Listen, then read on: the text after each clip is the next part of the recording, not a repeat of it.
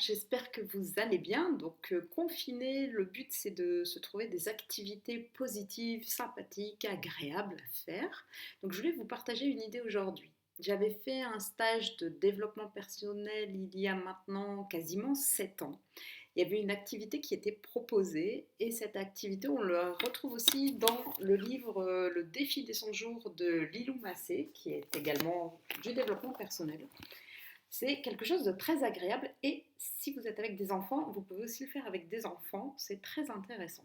Pour ça, il vous faut simplement, alors vous allez me dire si vous n'en avez pas chez vous en ce moment, c'est pas simple, mais si vous en avez des magazines divers et variés, des prospectus, alors si jamais vous n'en avez pas, vous pouvez dessiner à la place.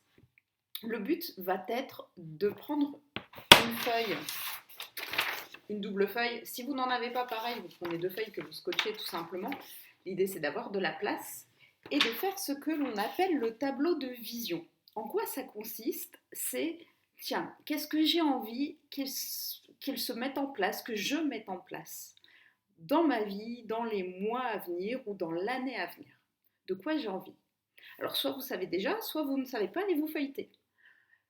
Le but est de trouver ce qui vous plaît, ce qui vous parle. Ça peut être des images, ça peut être des mots. Moi, je l'avais fait, donc là, je l'ai retrouvé en 2016 apparemment. Donc en 2016, j'avais mis des images qui me donnaient envie, des mots qui me donnaient envie.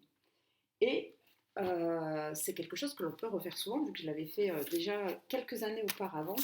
Je me souviens, on avait même, j'avais personnellement, on avait à disposition un peu des paillettes, des plumes et autres. J'avais même collé une plume dessus. Bref, l'idée c'est de faire votre tableau de vision aujourd'hui.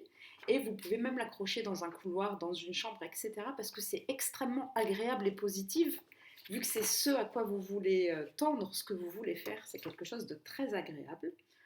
Il faut le faire simplement, tranquillement, en étant posé. Vous prenez le temps de feuilleter, de découper, de coller.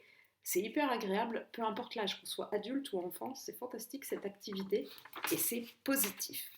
Vous pouvez partager si l'idée vous plaît, vous abonner à la chaîne, j'essaierai de faire d'autres petites vidéos durant ces jours de confinement, donc sur ma page YouTube Priscilla Love. Belle journée!